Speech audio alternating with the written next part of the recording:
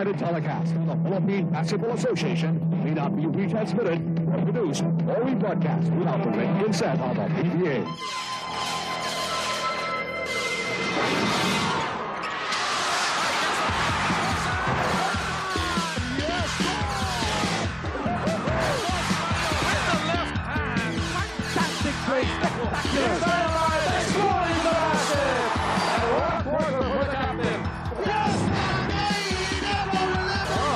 Picking up his stamp. What about 3 points? You gotta raise the roof there. Oh my God. My goodness.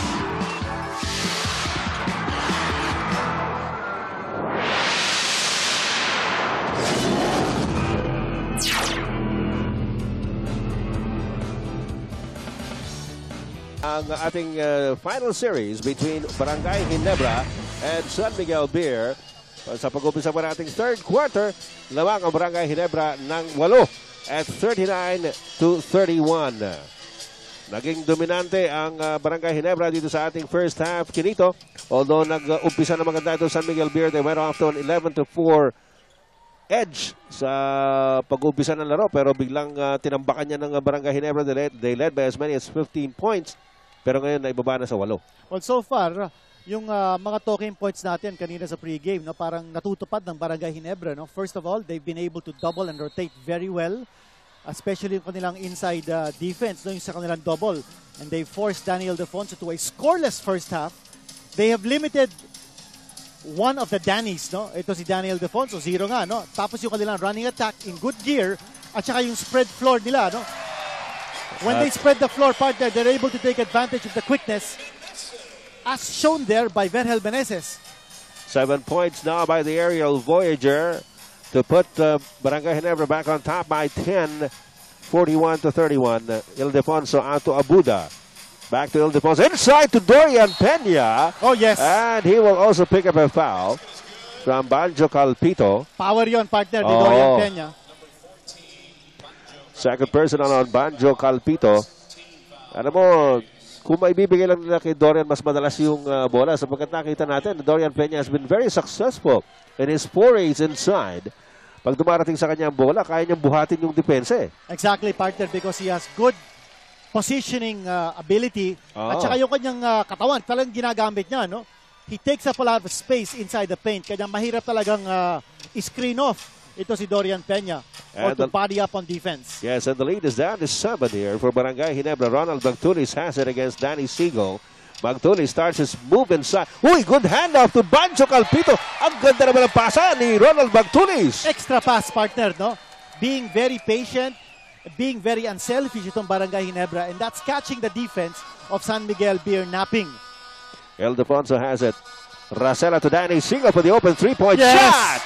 Yes, that spectacular long distance shot brought to you by PLDT NDD. Now as low as 3 pesos per minute anytime and anywhere in the Philippines. Call 171 for free NDD activation. Kasamang Ed, si Danny Siegel now in double figures with 10 for the game.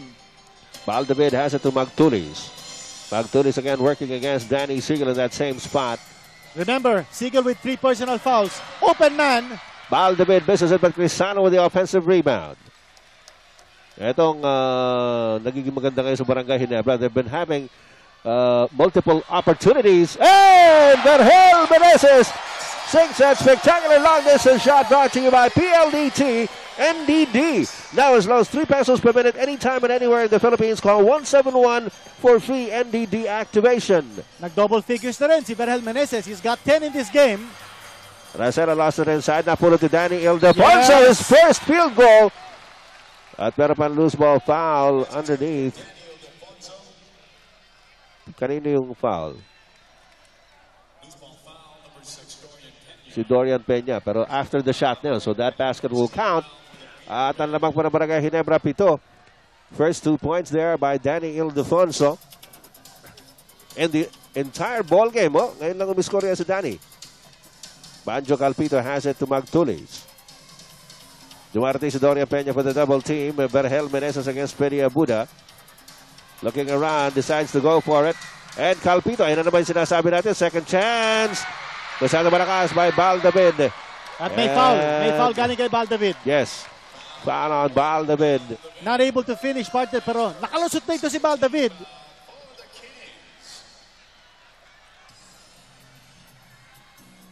Okay, ito nakita natin. Medyo napalakas yung kanyang layup. You saw it on the slow-mo action.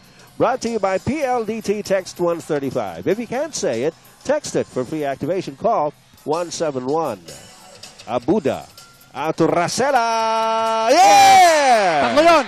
That was a PLDT long-distance shot. Good for 3. At kailangan pumasok yung mga tira ni Rasela. And it's down to a 4-point lead for Barangay Ginebra. Alam mo, Apat na lang. Law of averages, partner. San Miguel Beer shot 26% in the first half, which was a woeful percentage. Now here in the second half, they're going 4 out of 4. Wala pa silang mintis from the field. At parang nababaliktad ang ihip ng hangin. Ano, parang nagbago. Well, 3 out of the 4 field goals converted by San Miguel dito sa second half have come from the outside. Kanina ayaw pumasok yan eh. Ito naman si Baldavid. Oh! Binutas din ang ring. That's good for 2. And Barangay Ginebra up again by 6. 8 minutes and 33 seconds remaining in the third quarter. At ito si Daniel Defonso. Pumapwesto si Dorian Peña. Ito, gusto niya humingi ng paso pero masyadong malapit eh. Walang double team kay Daniel Defonso. El Defonso recovers it at the baseline and it hit the hand of Crisano bago po lumabas sa baseline. So it will stay with San Miguel Beer. Samantala, papasok muli si Jun Limpot para kay Banjo Calpito. Matagal-tagal ding nagpahinga ito si Jun Limpot dahil maaga itong nagkaroon ng 3 personal fouls. Exactly. That's 5 seconds on the shot clock ng San Miguel. Inbound to Danny Siegel. Loose ball. Dorian Peña comes down with it. Oy, jump ball ang tawag ng referee at nagdadadabog itong mga taga San Miguel Beer. Oh, nakakagulat yung tawag na yun, partner. No, it looked like Peña had inside position. Masyadong mabilis for a jump ball, no? Kanina Ito, tinan natin. Ito, makikita natin. Looks like Peña had it. Ayan, ayan. And you saw that slow action brought to you by PLDT Text 135. If you can't say it, text it for free activation. Call 171. Well, maswerte ito si Crisano. Hindi siya tinawagan ng Oy, foul, no? Could have been over the back. Kinakausap ni Rasela yung referee Kasi sa... opposite eh. Nagkakalituan na dito because of the excitement. Okay. Oh boy, what tension we're feeling dito sa ating Araneta Coliseum. Ramdam na ramdam natin talaga. Dorian Peña, parang manok na gustong makipagsabog. Well, both teams want this badly now. Oh, yes. This Game 5 is so crucial. Pivotal ito eh. This could be the turning point in this series. This is probably going to be the turning point in this series. Jun Limpot, the high pass. Oy! Crisano! At may foul. May foul. Pero pinura ni Dorian Peña yung layup. He didn't want Alex Crisano to score on a dunk. Mabilis din yung reaction ni Dorian Peña ron, ano? You know, he looks like a lumbering player, pero ito, sinausaw pa kasi ni Crisano. Got him on the arm. 2 shots, however, here for Alex Crisano. Alam mo, partner, kung hindi niya sinausaw yun, blanca yun. That could have been a clean block. First by Crisano is good. But the pass from Vergel Meneses, that set it up. Oo. Maganda yung Uy, teka, may technical. Ano yung technical na yun ni referee Bernarte? Kay Dorian Peña yata yun.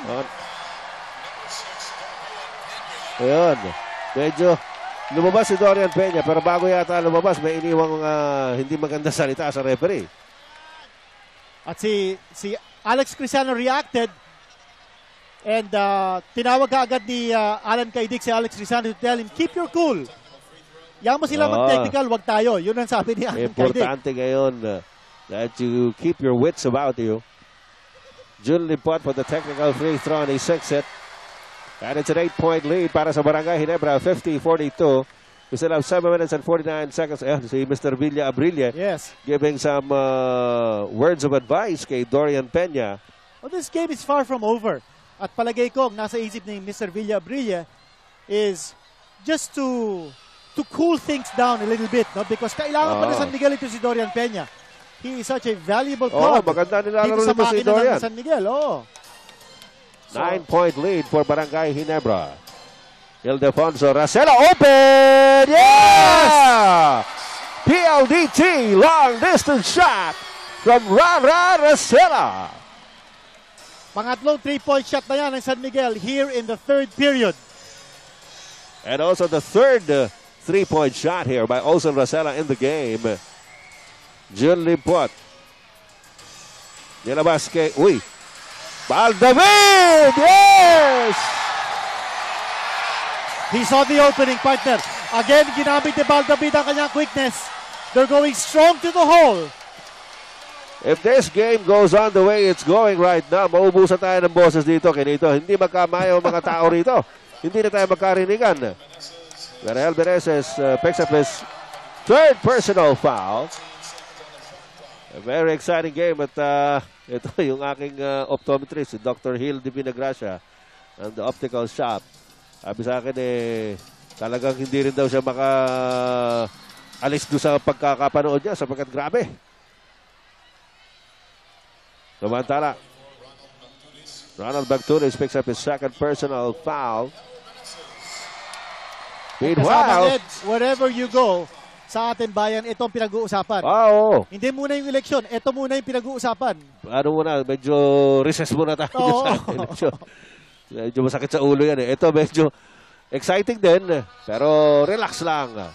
6 minutes and 51 seconds remaining in the third quarter. Open shot once again for Olsen, pero di ba, Danny Siegel offensive rebound at the putback. Lead of Barangay Ginebra is down to 6. This is some ball game. Jun Limpot, laban kay Danny Ildefonso. Hinahanap niyo yung double team. Walang double team. Ayun na. There is a double team. It's a late Nilabas kay double team. Baldavid. Magtulis is open! No!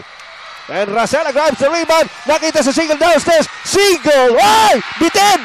Pagkalawa, wala pa rin! Tapik ni Baldavid. Nakuha ni Velasco. Back to Danny Siegel. Siegel! Ayaw! Ildefonso! Whoa! That's gotta be a Grabe, foul. partner. What action! Ang dami nun! Ang daming tira nun! Tatlong beses tumira si Danny Siegel. Walang pumasok. And Danny Ildefonso is finally fouled. Apat yung nag-aabang doon ng taga-Barangay Ginebra. Ito, nakita ninyo. Nabitin dito nabitin. Isa pa. Sumobra naman. Kukuha pa ulit. Velasco binigay kay Siegel ulit. Sala pa rin ito. At yun, si Danny Ildefonso finally fouled in the act of shooting. And Ildefonso, hindi, the act of shooting pala. Hindi pala act of Pagkakuha shooting. niya ng rebound, doon siya na-foul. Oo. Ayun na si Siegel. He wants it back, Naku. partner. He really wants it Gigil back. na gigil. Nakakuha siya ng foul galing kay Magtulis. Si Baldavid. Gave up that Second foul. personal by Baldavid. He wants it bad. Danny Siegel wants this game bad. Redemption ang hinahanap niya dito. Oo. This has become a super emotional series. Who would have thought that they would play to this level of intensity at the start of these finals? Alam mo, marami talaga nagsasabi, naku, magka-sister team yan, magbibigayan yan. Ito ba, bigayan? Paano nagbigayan ito? We have a timeout, folks.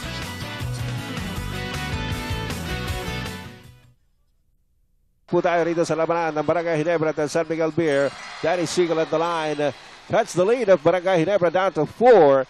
53 kontra 49. J.J. Helterbrand is back in the game together with Elmer Lago and Wilmer Ong. Para dito sa Barangay Ginebra. Tatlong bagong player dito sa Barangay Ginebra na pinasok ni Coach Alan Gaidic. Jun Limpot has it against Danny Ildefonso facing the basket. 4 seconds on the shot clock. Limpot takes it inside. Hand off to Wilmer Ong. Wala. Wait, Elmer Lago. Nabitawan. Nakuha ni Danny Siegel para sa San Miguel Beer. They're down by only 4. San Miguel is down by only 4. We have 5 minutes and 27 seconds remaining here in the third quarter. Danny Ildefonso. Nilabas kay Olsen Racela. Racela sumaksak! Yes! Ito na ang San Miguel. Now they're playing with that championship poise. Malayong-malayo ito doon sa kanilang parang nag-aalangan na laro kanina nung mag-umpisa ang game na ito. J.J. Helterbrand. Ito po ang umuso kanina para sa Barangay Ginebra. Gets it over to Elmer Lago. Ayaw. Loose ball picked up by Freddy Abuna. Abuna will hang on to it. Humihingi si Danny Siegel ng pasa. Ayun si Ildefonso. Alam mo, partner, the good news for San Miguel is that they're behind by 2 And Danny Ildefonso has shot only 2 points. That's right. Offensive rebound by Nick Velasco. And he is fouled. Grabe, partner. Kita mo si Nick Velasco. He's getting bumped. May bukol sa ulo to that he got from the previous game. So 2 shots here for Nick Velasco. Kita mo yung bukol niya, partner. You see it there on his forehead. Halata, pero malamang hindi niya nararamdaman niya. Ang nararamdaman niya ay yung pagdanasa nila, matinding pagdanasa na makaungos dito sa seryeng ito. The series is tied at 2-all. Best of 7. Malaking kalamangan po kung sino para dun sa kupunang makakakuha ng larong ito. First by Velasco is good. Nakikita po ninyo, this was earlier, back in the first half. Good tap by Jun Lipot. He completes the steal. The CMG swipe of the game. Brought to you by CMG of Australia. Plan ahead, get ahead. Pangalawa ni Nick Velasco, medyo malakas. Jun Lipot, high up with that rebound. Natapik! Nakuha ni Abuda! Yes!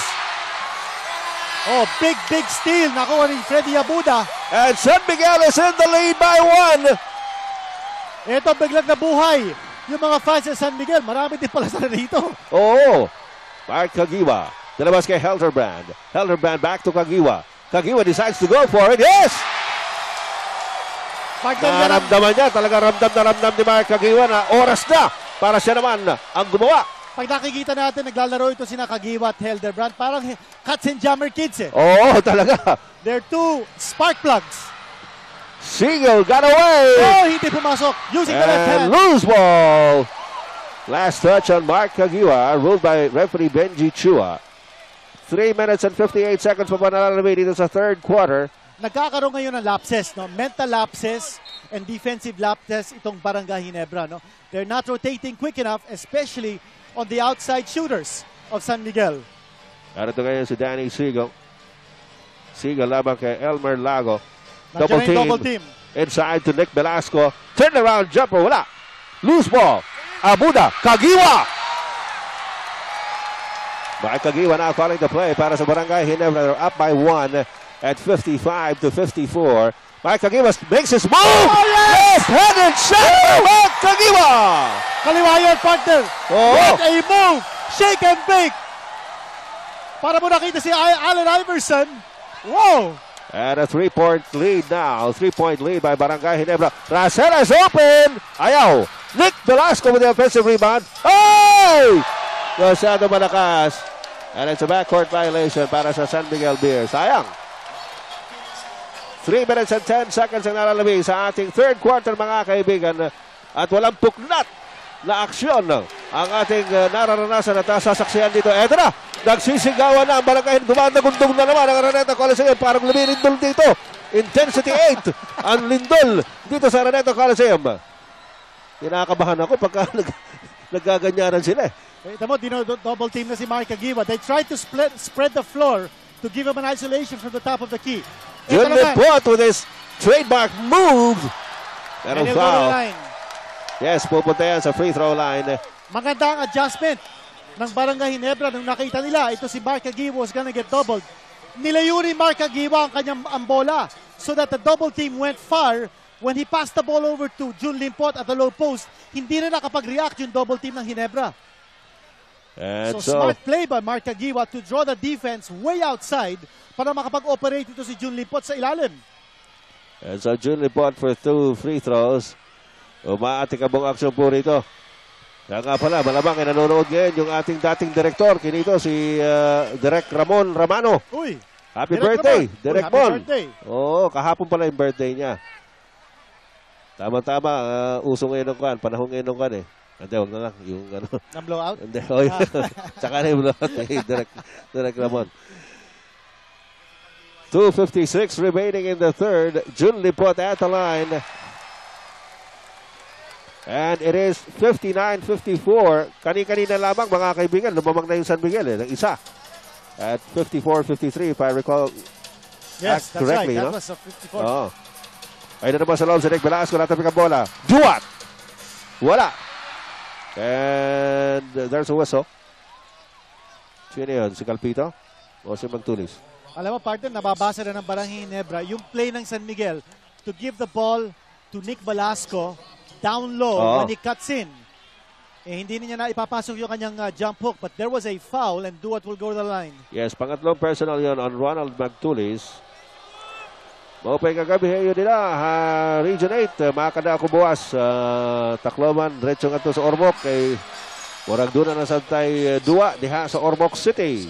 Ang PBA mo anhan na po sa Ormoc City. Pupuntahan natin bukas yan at ayusin natin kung kailan ang maganda schedule sa Ormoc. Duat, first time at the line dito sa ating final series during the regular season. Or no, overall, dito sa ating conference, he's shooting 58.3% from the line. Oy. So, the Ginebra lead is 4 at 59-55. 2 minutes and 34 seconds remaining in the third quarter. Kagiwa Helterbrand. Helterbrand, lamang kay Nick Velasco. Jun Limpot, pumupwesto. Helterbrand, pumihit. Limpot inside, one-handed! Oh, yes! Ang ganda naman ng pasa galing kay Helterbrand. Woo! And it is 61-55. Another 6-point lead by Barangay Ginebra here in the third quarter. 2:12 remaining in this period. Open shot, Dwight Lago. Yes! Count it. That's money in the bank, partner. Yes, PLDT long distance shot by Dwight Lago. Specialty of the house ni Dwight Lago.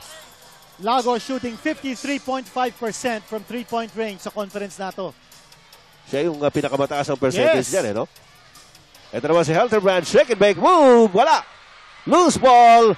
And Ildefonso nabitawan na kuha ni Boybit Victor. Nabitawan na naman pero merong foul on JJ Helterbrand. Alam mo, partner, ito si Dwight Lago is shooting better from 3-point range than from 2-point range. Pambihira yun. Mas gusto niya sa 3-point area. Well, nabibiyak kasi siya ng pagkakataon because of the double teaming defense ng Kaya kalaban. libre. Yes. Samantala, nasa penalty na itong Barangay Ginebra. So, 2 shots for Boybits Victoria. Itong San Miguel, merong 4 na team foul. So, they're 1 away from going into the penalty. And it looks like itong game na to will again go down to the wire.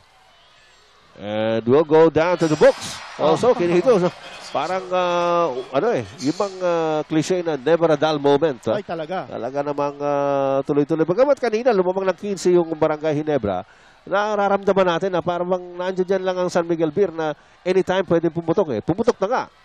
Well, sabi nga ni na Joseph Wijigo at Alan Gaidic before this series started, they promised a war. And sure enough, we're getting a war. Totoo yan. Ito na naman si Dwight Lago. Pambihira yon, partner. 2 straight misses from Boyvis Victoria.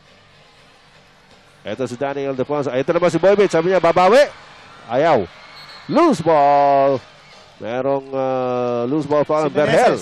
Berhel Meneses. Nahuli siya. Ah. Nanulak siya dun sa may bandang likod.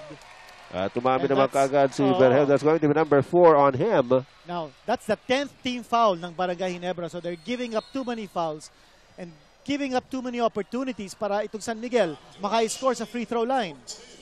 That has been a big problem for Barangay Ginebra sa seryeng ito, no? They're putting San Miguel at the line too many times. Totoo yan. At kanina, nabanggit mo na yan eh. Yung depensa ng Barangay Ginebra, importante sa kanila. But if they're going to give up a lot of those fouls and be sending San Miguel players to the line, baka unti-unting matapyas yung kalamangan nilang yan. And now, it stands only at 2. Samantala, on May 18, Friday, it's Red Bull Day sa ating PBA timeout, 3 to 5 p.m. at SM Fairview. Aba, malapit sa amin yan. SM Fairview sa Biyernes, 3 to 5 p.m. Red Bull Day. Maraming fans yan. Duat.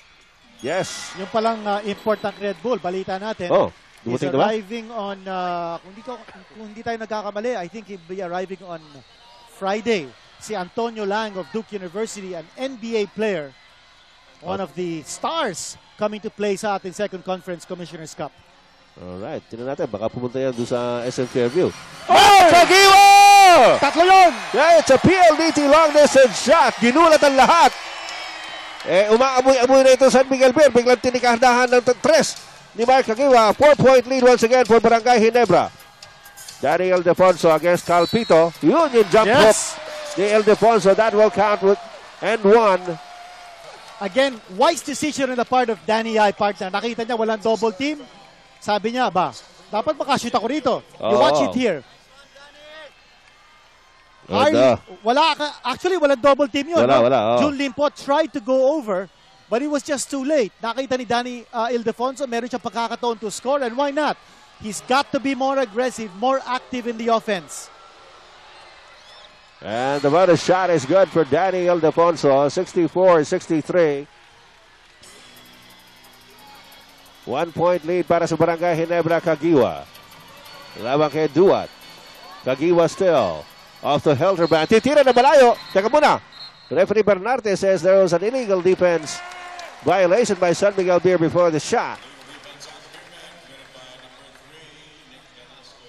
Nick Velasco ang tinawagan at lumalapit, tumaapila ito si Nick Velasco at si Daniel Ildefonso at si Boybits Victoria kay referee Ogie Bernarte. Pero ayun na, titira na si Jun Limpot. Sinang technical free throw from Surigao. Marajaw nga duyom sa Idyo Tanan. Tinuro sa akin yan ni Jun Limpot. Sa mga Surigao nun. Alam mo, nakaka-break ng momentum din yun. Yung mga pagtawag ng referee ng illegal defense. Incidentally, in the second conference, magkakaroon na tayo ng no illegal defense on the strong side if match-to-match yung mga players playing defense. So in other words, 2 against 2 or 3 against 3. You can play any kind of defense on the strong side. Aba. Handoff, Helderbrand to Caguioa. Walang tao sa ilalim para sa Barangay Ginebra. And San Miguel now on the offense. They're down by 2. Half a minute to go here in the third quarter. Danny Ildefonso. Labang kay Banjo Calpito. Nasa loob na siya. Duat. Nabitawan ang bola pero merong foul na nakita. And again, free throw shooting time for San Miguel. Ang dami na niya na. Sandamukal na yung binibigay na free throw sa San Miguel Beer. And they have inched closer to the score of Barangay Ginebra. Now standing at only 2 points yung kalamangan. Ano? Magandang gabi muli sa lahat ng ating mga taga-subaybay ng Bayan ng Superstars. Mabuti naman at nakasama namin kayo. Napakagandang laro. Ed Pixon po lamang. Kasama si Kinito Henson as Rob Duat. Misses on the first try. One of several players na galing sa NBA playing in this final series. Ito si Rob Duat. Of course, si Magtulis naglaro din sa NBA. Si Helderbrand naglaro din. Just 1 game for the Batangas Blades sa NBA before moving over to the PBA. And Duat flips in the second free throw and cuts the lead of Barangay Ginebra once again to just 1. Last shot time. Ito, Helderbrand has it. 8 seconds left in the third quarter. Ito, spread the floor, take advantage of the quickness. Wala pa sa penalty San Miguel, they gave up the foul. So, Barangay Ginebra is left with 5 seconds to shoot. And to have the last shot here in the third quarter. Lamang pa rin ng isang Barangay Ginebra, 65-64. Nasa penalty na ngayon ang San Miguel. Yes. So, Barangay Ginebra will want to drive strong and perhaps pick up a foul. They go to Jun Limpot. Oh, hindi yata niya alam kung how much time is left. Ayun na, drive na. Layup, ay! Gave it a chance. Maganda yung intensyon ni Jun Limpot. Hindi na pumasok ang tira.